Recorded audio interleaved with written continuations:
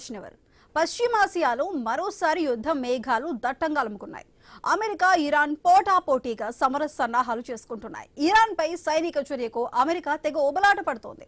America అధ్యక్షుడు Donald Trump Iran పై దాడికి ప్రస్తుతానికి వెనక్కి తగ్గినట్టుగా ప్రచారం జరుగుతోంది. అయితే దీనిపై క్లారిటీ లేదు. మరోవైపు ఇరాన్ ఇజ్రాయెల్లోని భారతీయులకు కేంద్రం కీలక సూచనలు చేసింది. అలాగే ఇరాన్లోని భారతీయులను తరలించేందుకు కేంద్రం ఏర్పాట్లు చేస్తోంది. ఇజ్రాయెల్ వెళ్లొద్దని భారతీయులకు కేంద్రం అడ్వైజరీ ఇచ్చింది. ఇరాన్ గగనతలం మూసివేశారు, కానీ తర్వాత తెరిచారని ప్రచారం నడుస్తోంది. ఇలా స్పష్టత లేని ప్రకటనలతో పశ్చిమాసియాలో భయాందోళనలు నెలకొన్నాయి. అమెరికా తమపై దాడులకు దిగితే ఇజ్రాయెల్ను లక్ష్యంగా చేసుకుంటామని ఇరాన్ క్లియర్ గా చెప్పేసింది. దాంతో ఈసారి యుద్ధం అనివార్యమైతే వార్ భీకరంగా ఉంటుందా? తాడో పేడో తేల్చుకునేందుకు రెండు పక్షాలు సిద్ధంగా ఉంటాయా? పశ్చిమాసియా ప్రస్తుతం తుఫాను ముందు ప్రశాంతతతో ఉందా? ఇరాన్ కు దగ్గరలో ఉన్న ఖతార్లో ఉన్న కీలక అల్ ఉదైద్ వైమానిక స్థావరంతో పాటు పశ్చిమాసియా వ్యాప్తంగా పలు సైనిక స్థావరాల నుంచి కొంతమంది సిబ్బందిని అమెరికా ఖాళీ చేయించింది. తాజాగా సిబ్బందిని తిరిగి స్థావరాలకు వెళ్లేందుకు అమెరికా అనుమతిచ్చినట్లు ప్రచారం సాగుతున్నా ఇందులో స్పష్టత రావాల్సి ఉంది.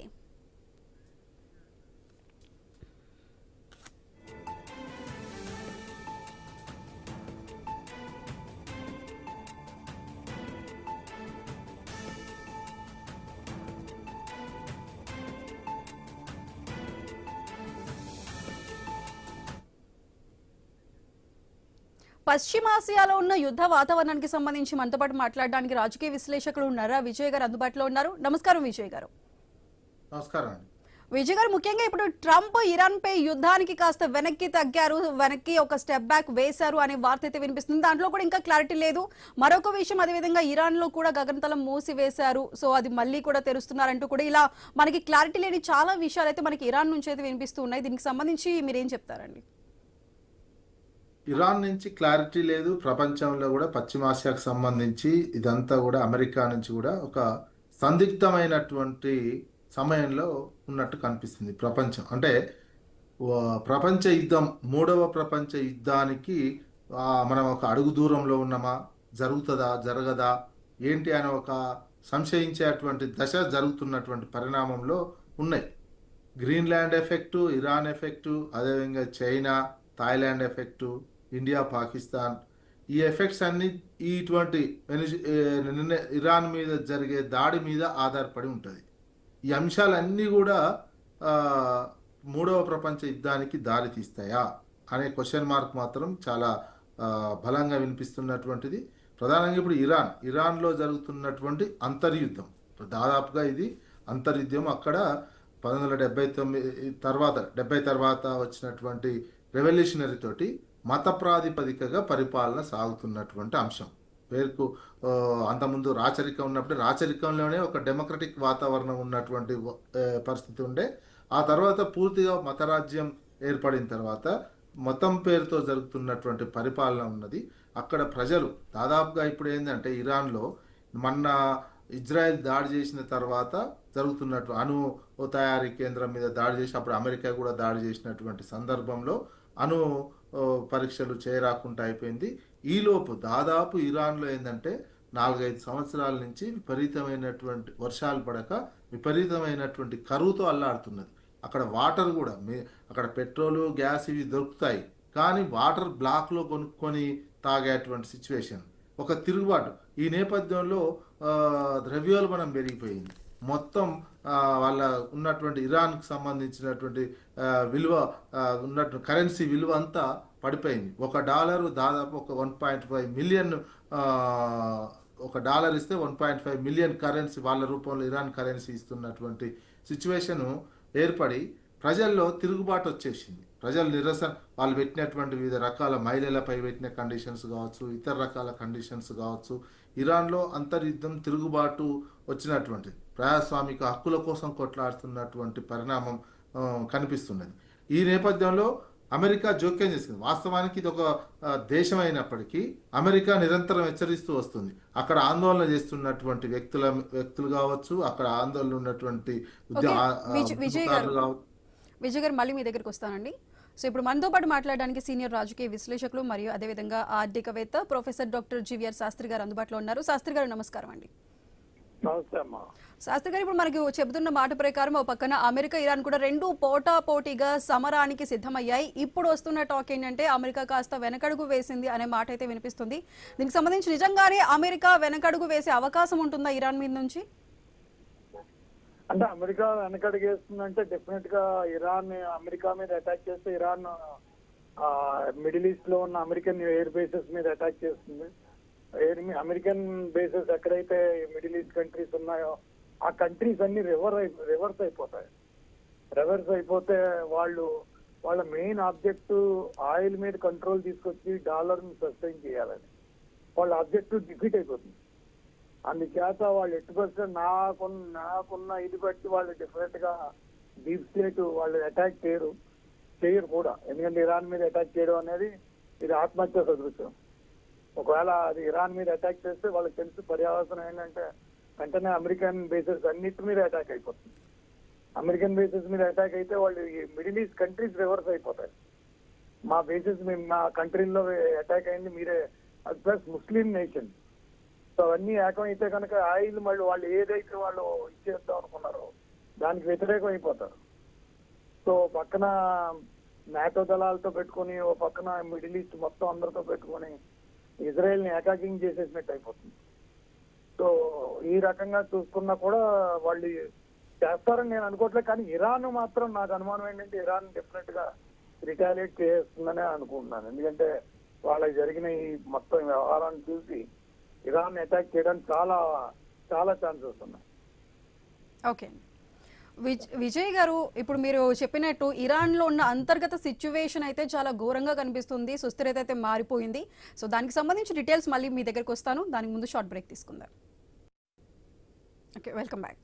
సో మనం చూసుకోవచ్చు విజయ్ గారు చెప్పినట్లు ఇప్పుడు ఇరాన్లో అయితే సిచ్యువేషన్స్ అయితే కొంచెం ఘోరంగానే కనిపిస్తున్నాయి. అలాంటి ఇరాన్ మీద ఒకవేళ అమెరికా కనుక ఒకవేళ దాడి చేయాలి అనుకున్నట్లయితే అది ఇంకా మరీ ఘోరంగా ఇరాన్ సిచ్యువేషన్ తయారయ్యే సిచ్యువేషన్ ఉంది ప్రస్తుతం అక్కడ. దానికి సంబంధించి ఏ విధంగా ఉండబోతుంది ఒకవేళ దాడి కనుక అనివార్యమైతే? దాడి అనివార్యమైతే ఆధిపత్య పోరు జరిగిపోతుంటుందండి. ఒకవైపు ఇరాన్ మీద దాడి జరిగితే ఇరాన్ తన శక్తి ఉపయోగిస్తుంది. ఇన్ని రోజులు మన ఉపయోగించింది అమెరికాను ఎదుర్కొనేంత శక్తి అయితే లేదు.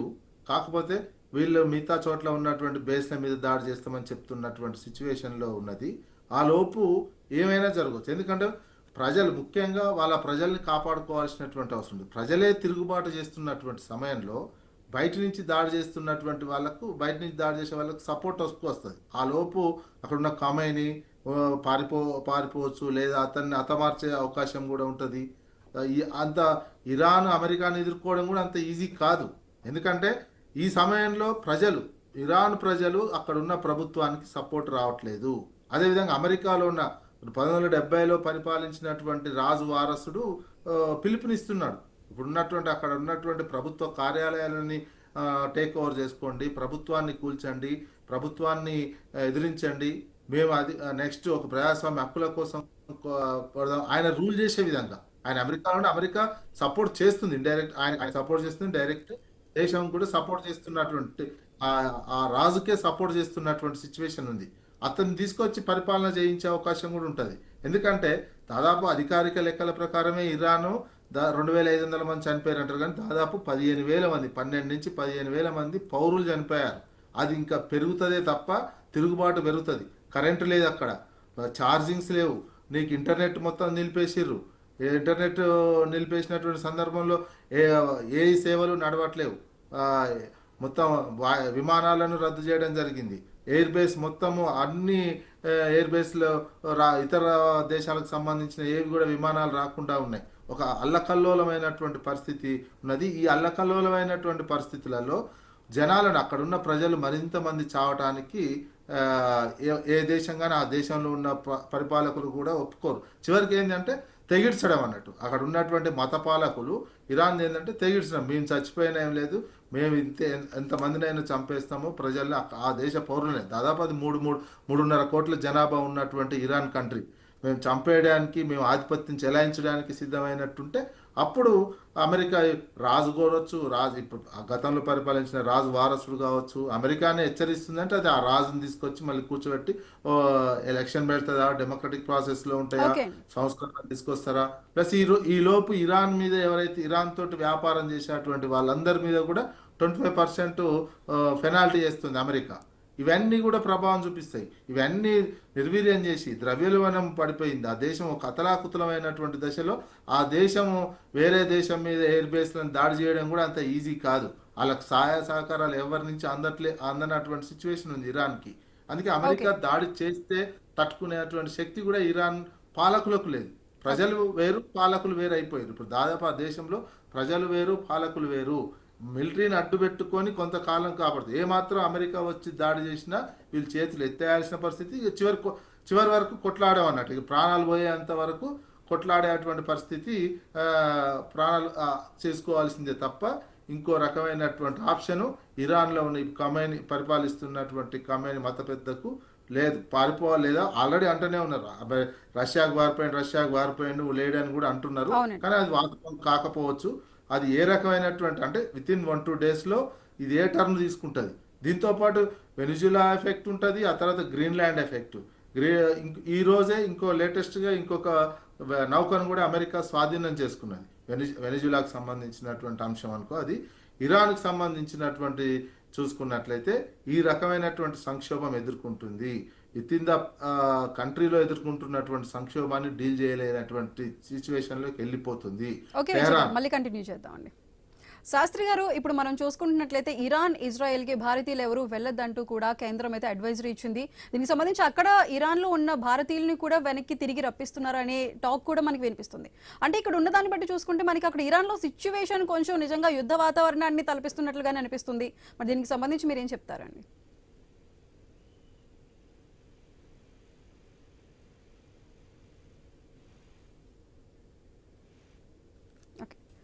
సో విజయ్ గారు, మీరు చెప్పండి, దీనికి సంబంధించి ఏ విధంగా ఉండబోతుందంటారు అక్కడ? అంటే ఇక అమెరికా దాడి చేసే దాన్ని బట్టి ఉంటుంది. అమెరికా ఇరాన్ మీద వాళ్ళు గ్రీన్లాండ్ ఇది ఒకేసారి జరుగుతుందా, గ్రీన్లాండ్కు దీనికి పొంతన ఉందా? గ్రీన్లాండ్ అయితే నాటో కూటమి హెచ్చరిస్తున్నది. నాటో మేము డెన్మార్క్ చెప్తున్నాం, మేము నాటో నుంచి బయటకు వస్తామని కొన్ని చెప్తున్నటువంటిది. అదే సందర్భంలో రెండు ఒకేసారి డీలింగ్ ఎలా అనేది ఆలోచించుకుంటుంది. తాత్కాలికంగా వెనక్కి తగ్గడం మెయిన్ ఇంటెన్షన్. ఇక్కడ పబ్లిక్ నుంచి, ఇక్కడ ఆందోళన చేస్తున్నటువంటి నాయకత్వం వహిస్తున్నటువంటి రాజు నుంచి ఏదైనా సంకేతాలు ఉన్నాయా, లేదా వాళ్ళ డెన్మార్క్ అది గ్రీన్లాండ్ కోసం ఆగారా, వెనిజులా కోసం ఆగారా అనేదే మనం ఆలోచించుకోవాల్సినటువంటి అవసరం టైం బీయింగే తప్ప ఇలానే కనుక ఇరాన్లో పరిపాలకులు ప్రజల మీదకి అలానే పోతే అమెరికా వస్తుందని చెప్తున్నారు. మొత్తం మీద అమెరికా ఇంటెన్షన్ ఏంది, వాళ్ళ డాలర్ పడిపోవద్దు, ఆ ప్రపంచం మీద మా ఆధిపత్యం ఉండాలి, ఇరాన్ లాంటి మా కంట్రోల్కి రావాలి, లేదా ఆయిల్ మీద కంట్రోల్కు రావాలి. ఆయిల్ మీద కంట్రోల్ వస్తే మా డాలరు స్థిరంగా ఉంటుంది, మా డాలర్కు డోకా ఉండదు అనేది కూడా. అందుకే వెనిజులా అదే, ఇరాన్ది కూడా అదే రకమైనటువంటి ఆపరేషన్ కొనసాగుతుంది. ఇరాన్ది స్వయంకృత దాదాపుగా ఇతర దేశం మీద దాడి చేసేదానికంటే కూడా వాళ్ళలో ప్రజల్లో వచ్చిన తిరుగుబాటు, మత ప్రాతిపదికన పరిపాలన జరుగుతున్నటువంటి నేపథ్యంలో ప్రజల ఆకాంక్షలను, ప్రజల స్వేచ్ఛను పూర్తిగా నెరవేర్చలేకపోయినటువంటి ప్రభుత్వంగానే మిగిలిపోయింది. దాదాపు 70 సంవత్సరాలు, 70 నుంచి దాదాపు 50 సంవత్సరాలు మత ప్రాతిపదికను పరిపాలించినప్పటికీ అది చివరి రాజు కాలంలోనే డెమోక్రటిక్ రైట్స్ ఉన్నట్టు కనిపిస్తున్నాయి. విజయ్ గారు, ఇప్పుడు అదే ఇరాన్, ఇజ్రాయెల్లో కూడా అక్కడ మన భారతీయులకి వెళ్ళొద్దంటున్నారు, అదేవిధంగా అక్కడ ఉన్న వాళ్ళని కూడా తీసుకొచ్చేస్తున్నారంటే ప్రస్తుతానికి ఇరాన్లో సిచ్యువేషన్స్ ఇప్పుడప్పుడే సెటిల్ అయ్యేలా లేవంటారా? లేవు, ఇరాన్ ఇప్పటప్పుడు. ఎందుకంటే ఆ దేశంలో 12,000 మంది చనిపోయారు. మన భారతీయులు పోకపోవడం, ప్రభుత్వం హెచ్చరిక సరి చేయడం చాలా మంచి నిర్ణయం. ప్రభుత్వాన్ని, మన భారత ప్రభుత్వాన్ని అప్రిషియేషన్ చేయాల్సి. ఎందుకంటే మన పౌరులు పోయి ఎవరు అక్కడ ఇరుక్కొని ఇబ్బంది పడి ఉండాల్సినటువంటి అవసరం లేదు. ఒక స్పెషల్ ఫ్లైట్ ఇప్పుడు రిటర్న్ ప్రత్యేకంగా పెట్టినట్టుంది ఇండియా కోసం. అక్కడ ఉన్న భారత పౌరులను తీసుకురావడానికి స్పెషల్ ఫ్లైట్ పెట్టి తీసుకొని వస్తున్నటువంటిది. ఇంకెవరున్నా అక్కడ పోయే వాళ్ళున్నా ప్రయాణాలు పెట్టుకోవద్దు అనే అంశమే ఉన్నది. అది కరెక్ట్ అయినటువంటి సజెషనే. భారత ప్రభుత్వం తీసుకున్నటువంటి నిర్ణయం, భారత ప్రభుత్వం చేసిన సజెషన్ సరైనటువంటి సజెషనే, భారత పౌరుల కోసం చేసినటువంటిది. అందుకే భారత పౌరులు సేఫ్గా ఉండాల్సినటువంటి అవసరం ఉంది. అంతర్జాతీయ రాజకీయాలు ఇరాన్కు సంబంధించినటువంటిది చాలా ఈ అంతర్గత సంక్షోభం అది. బయట నుంచి మొన్న జరిగిన యుద్ధం వేరు. ఇప్పుడు ఇరాన్ ఇన్ని రోజులు అక్కడ ప్రజలు ఏంటంటే, ఇన్ని రోజులు ఇరాన్ ఏం చేసింది, హిజ్బుల్లా మిగతా తీవ్రవాద సంస్థలకు విపరీతమైనటువంటి సహాయం చేసింది. ఆ దేశ ప్రజలను పట్టించుకోవడం మానేసి ఆ దేశ ప్రజల విషయంలో సంక్షేమం, అభివృద్ధి, అదేవిధంగా స్వేచ్ఛకు సంబంధించిందేమో నిర్లక్ష్యం చేశారు. ఇరాన్ ఏం చేసింది, వచ్చిన ఆయిల్ అమ్మకం ద్వారా వచ్చినటువంటి డబ్బులను ఇతర ఇజ్రాయెల్ మీద కాన్సన్ట్రేషన్ చేసి ఇజ్రాయెల్ని దెబ్బకొట్టడానికి చుట్టూ ఉన్నటువంటి అనేక తీవ్రవాద సంస్థలకు, ఇజ్రాయెల్ పడినటువంటి సంస్థలన్నిటిని కూడా ఆయుధాలు ఇస్తూ డబ్బు సరఫరా చేస్తూ పొంచి పోషించినటువంటిది కనిపించింది. ఆ నేపథ్యంలో విజయ్ గారు, ఇప్పుడు అమెరికా దాడి చేస్తే ఇరాన్ మీద, ఇరాన్ ఇజ్రాయెల్ ని లక్ష్యంగా చేసుకుంటారంటూ కూడా ఇరాన్ చెబుతుంది. అది నిజంగా ఎంతవరకు సాధ్యమయ్యే అవకాశం ఉందండి? ఇరాన్ ఇజ్రాయెల్ మీద దాడికి వెళ్ళగలుగుతుందా? ప్రయత్నం చేస్తారు, చేయదని ఏముండదు, ప్రయత్నం చేస్తారు. చేస్తే ఎదుర్కొంటుందా? మొన్ననే ఎదుర్కోలేకపోయారు కదా. మొన్ననే ఆల్రెడీ అణుబాంబుకు సంబంధించి తయారు చేసుకునేటువంటి అంశాన్ని మీదనే అమెరికా స్పెషల్ దాన్ని విమానం ఒక అమెరికా నుంచి వచ్చి వాళ్ళ టార్గెటెడ్గా వాళ్ళ అణుబాంబు శుద్ధి చేసేటువంటి దాని మీద అటాక్ చేసిపోయినటువంటి అంశం ఉంది. అంత టెక్నాలజీ ఉన్నది. ఇరాన్ కూడా తను దాడి చేస్తుంది, దాడి ఇజ్రాయెల్ మీద చేస్తుంది. ఇక్కడ అమెరికాకి చుట్టూ పశ్చిమాసియాలో ఉన్నటువంటి వైమానిక దళ బేస్ల మీద దాడి చేస్తామని చెప్తారు. ఆ రకమైనటువంటి కొంత ప్రతిఘటన ఉంటుంది. ప్రతిఘటన ఉండకుండా ఇంత పెద్ద దేశము మిలిటరీ పెట్టుకొని వాళ్ళకు ఉన్నటువంటి ఆయుధ సంపత్తి కూడా పెట్టుకొని అమెరికాను ఇజ్రాయెల్ను ప్రతిఘటన చేయకుండా ఏముండదు, ప్రతిస్పందిస్తుంది, ప్రతిఘటిస్తుంది. కానీ ఎంతవరకు సక్సెస్ అవుతుంది అనేది అంశం. ప్లస్ కింద వీళ్ళకి పబ్లిక్ సపోర్ట్ లేదు. ఇంకా ఇరాన్లో ప్రజలు తిరుగుబాటు మొదలైంది కదా. ప్రజలు పూర్తిగా గవర్నమెంట్కి సపోర్ట్ ఉంటే వాళ్ళకి బలం ఉంటుంది. ఒకవైపు ప్రజలు తిరుగుబాటు చేస్తున్నారు, మరోవైపు ఎక్స్టర్నల్గా అమెరికా ఇజ్రాయెల్ దాడి చేస్తుంటుంది. సోర్సెస్ అన్నీ బలమంతా ఒక యుద్ధమై పెట్టాల్సి వస్తుంది. ఇక్కడ నుంచి ప్రజలు తిరుగుబాటు చేస్తుంటారు, ప్రభుత్వ కార్యాలయాలన్నీ వీళ్ళు ఆక్యుపై చేస్తుంటారు. ఆ సందర్భంలో వీక్ అయిపోతుంటుంది ఆ ప్రభుత్వం. ఖొమైనీ ప్రభుత్వం, ఇరాన్ ప్రభుత్వం వీక్ అయిపోయి లొంగిపోవాల్సి వస్తుంది, లేదా పారిపోవాల్సి వస్తుంది, లేదా అమెరికా దాడిలో చనిపోవాల్సి వస్తుంది, లేదా వెనిజులా లాగా ఎత్తుకపోయే పరిస్థితి కూడా వస్తుంది. ఆ రకమైనటువంటి పరిస్థితులు ఇరాన్కు వస్తాయి. విజయ్ గారు, ఇప్పుడు మనం చూసుకుంటే అమెరికా దౌత్యపరమైన ఒత్తిడిని పెంచి ఇరాన్ని కంట్రోల్లోకి తీసుకునే అవకాశం ఏమైనా రావచ్చు అంటారా? దౌత్యపరమైనటువంటి చర్చలు ఓపెన్ చేస్తారు, కానీ ఇరాన్ లొంగిపోవాల్సినటువంటి అవసరం ఉంటుంది. ఇరాన్ అమెరికా చెప్పిన అన్ని కండిషన్స్కి ఇప్పుడు ఉన్నటువంటి మత రాజ్యంగా నడుపుతున్నటువంటి వాళ్ళు అన్ని కండిషన్స్ ఒప్పుకోవాలి. ఒప్పుకున్న సాటిస్ఫైడ్ అవుతారని లేదు. ఎందుకంటే వాళ్ళు రాజుకు మాట ఇచ్చింటారు. అమెరికాలో ఉన్నటువంటి ఇరాన్ గతంలో పరిపాలించినటువంటి రాజుకు మాట ఇచ్చారు అనుకో, నిన్నే నెక్స్ట్ ఇరాన్ ప్రెసిడెంట్గా చేస్తాం, ఇరాన్లో పెడతాము అని చెప్పినట్లయితే ప్రజలు కూడా హర్షించారు. ఆల్రెడీ ప్రజలు ఇంత పెద్ద తిరుగుబాటు వచ్చినటువంటి నేపథ్యంలో ప్లస్ ప్రభుత్వాన్ని ఆక్రమణ చేయడానికి ట్రంప్ కూడా పిలిపించిండు. ట్రంప్ కూడా ఒక రాజే కాదు, ట్రంప్ కూడా ఇరాన్ ప్రజలకు పిలిపించిండు, మీరు ప్రభుత్వ కార్యాలయాలని స్వాధీనం చేసుకోండి అని చెప్పి. ఈ రకమైనటువంటి సిచ్యువేషన్ పోయినాక ఇప్పుడు ఖొమైనీ నేను రాజీ పడితే అన్ని కండిషన్స్కి ఒప్పుకుంటా అంటే ప్రజల్లో తిరుగుబాటు అయితే కొనసాగుతూనే ఉంటుంది. మరి దానికి ఏ రకమైనటువంటి, ఎందుకంటే అక్కడ ఉద్యమకారులకు, ఆందోళనకారుల ప్రాణం మీదకి వస్తే నేను దాడి చేస్తాను ట్రంప్ చెప్పినటువంటి ప్రధాన, ఇప్పటికే అఫీషియల్గా 2500 మంది చెప్పినా అంతమంది చంపడం వల్లనే నేను ఇన్వాల్వ్ అవుతున్నా అనే అంశం కూడా చెప్పడం జరిగింది అమెరికా ట్రంప్. అందుకని ఆ ఖొమైనీ అంత రాజీకి రావాలి, దానికి అమెరికా ఒప్పుకోవాలి. ఒప్పుకుంటే అదేమైనా ముందుకు పడే అవకాశం ఉంటుంది. పడినా కింది స్థాయిలో పబ్లిక్ రియాక్షన్స్ ఎట్లుంటాయో చూడాలి. పబ్లిక్ రియాక్షన్స్ ఎక్కువ కరువు, ఇంటర్నెట్, కరెంట్ లేదు, రోడ్ల మీద ఆడ -5 degrees సెల్సియస్, ఇప్పుడు మొత్తం చలికి ఫుల్ ఉన్నటువంటి ప్రజలు ఆడ హీటర్లన్నీ కరెంట్ లేక హీటర్లు పనిచేయట్లేవు. మొత్తము ఒక గందరగోళమైనటువంటి సిచ్యువేషను. ప్రజలు అతలాకుతలం, తినటానికి తిండి కావచ్చు, తాగటానికి నీళ్లు ఏవి లేనటువంటి సిచ్యువేషన్లో ఎమ్మటే రాజు కుదిరి ఇవన్నీ వస్తాయంటే అంత ఈజీ అయినటువంటి అంశం కాదు. ప్రజల తిరుగుబాటు వెంటనే అణచేయడం అనేది. ఎంతమందిని చంపుకుంటూ పోతారు. ఇప్పటికే టెహరాన్లో కావచ్చు, ఇతర దాంట్లో చాలా వేలాది మంది చనిపోయి శవాలు కనిపిస్తున్నటువంటి హాస్పిటల్స్లలో ఇవన్నీ ఉన్నటువంటి నేపథ్యంలో తట్టుకోలేదు ప్రభుత్వం కానీ, పాలకులు కానీ. ప్రజలు అంతమంది చనిపోతుంటే చూస్తూ ప్రజల్లే ఇక మొత్తం ప్రజల్ని చంపేసి ఏంటంటే శ్మశానాన్ని ఎదుర్కొనేటువంటి అవకాశమే ఉంటుంది. ఆ రకమైనటువంటి పరిస్థితి వస్తుందా? అమెరికాకు వీళ్ళు లొంగిపోతారా? అమెరికా దాడి చేసే ప్రభుత్వాన్ని మార్చి కొత్త వాళ్ళని పెడుతుందా? కొత్త ఒక రెవల్యూషన్ ప్రజాస్వామ్యయుతమైన ప్రభుత్వం వస్తుందా అంటే మత ప్రాతిపదికన ఎట్లా ఉన్నా ఎప్పటికైనా అది అభివృద్ధి వైపు జరగట్లేదు అనేది కూడా ఇదొక ప్రపంచానికి ఒక నిదర్శనంగా కూడా కనిపిస్తుంది. ఉన్నన్ని రోజులు ఇరాన్ టాప్గా కనిపించింది, ఆయిల్ బాగుంది, ప్రొడ్యూషన్ బాగుంది, అంత ఆ దేశం కనిపించింది. కానీ చివరికి చూస్తే ఏమైంది, ప్రజలు ద్రవ్యోల్బణం పెరిగిపోయి ఏది లేకుండా విజయ్ గారు అక్కడ ఇరాన్ కి పక్కనే ఉన్న పశ్చిమ దేశాలకు సంబంధించి అనేక స్థావరాల్లో కూడా అమెరికా సైనికుల్ని తిరిగి రప్పించుకుంది అమెరికాకి. మళ్ళీ తర్వాత ఇప్పుడు మళ్ళీ అమెరికా సైనికులు వెళ్తున్నారు ఆ స్థావరాలకు అనే వార్త కూడా వస్తుంది. దీనివల్ల ఇప్పటికే అసలు సంబంధం లేని అస్పష్టమైన ప్రకటనలు ఇస్తూ ఉంది ప్రతి విషయానికి. అంటే అక్కడ లోపల ఉన్న ఇరాన్ సిచ్యువేషన్ కి సంబంధించి ఈ ప్రకటనల నుంచి కూడా మనం ఏం తెలుసుకోవాలంటే అసలు ట్రంప్ వేస్తున్న అమెరికా ప్రభుత్వం వేస్తున్న ప్లాన్ ఏ విధంగా ఉంటుందంటారు? మేజర్ వాళ్ళు లొంగిపోవాలి. వాళ్ళ అమెరికా మేజర్ ఇంటెన్షన్ ప్రపంచం మీద నా ఆధిపత్యం కొనసాగాలి. ప్రపంచం మీద ఆధిపత్యం కొనసాగాలి అంటే తన డాలరు వాల్యూ పెరుగుతూనే ఉండాలి, ఆర్థికంగా శాసించాలి, మిలిటరీ పరంగా శాసించాలి. ఏదైతే దేశం ఒప్పుకోదో ఆ డాలర్కు ప్రభావం చూపిస్తారు. ప్రధానంగా చైనా, రష్యా డాలర్కు సంబంధించినటువంటి ఎఫెక్ట్ ఇస్తుంది అనేది ఉంది. ఇన్నాళ్ళు మనం దాదాపు ఇప్పటికే ప్రపంచం అంతా చూసినా ఒక 30-40% డాలర్ ఉపయోగించట్లేదు. ఆ భయం ఒక అభద్రతా భావంలోకి పోతుంది. 60% ఇప్పటికీ 60%, 70% వరకు డాలరే ఉపయోగిస్తున్నారు. ఆ భయం పెరుగుతుంది. డాలర్ వినియోగం తగ్గి ఏ దేశ కరెన్సీ ఆ దేశ కరెన్సీ వాడకం పెరిగిపోతుంది. ఇప్పుడు మనం రష్యా నుంచి కొంటున్నాం, మనం రూపాయలలో ఇచ్చే రష్యా నుంచి ఆయిల్ కొంటున్నాం. దానివల్ల అమెరికాకు కొంచెం ఎఫెక్ట్ ఇస్తుంటుంది. అందుకని నిరంతరం భారతదేశాన్ని కూడా హెచ్చరిస్తున్నటువంటి సిచ్యువేషన్ రష్యా నుంచి కొనొద్దని.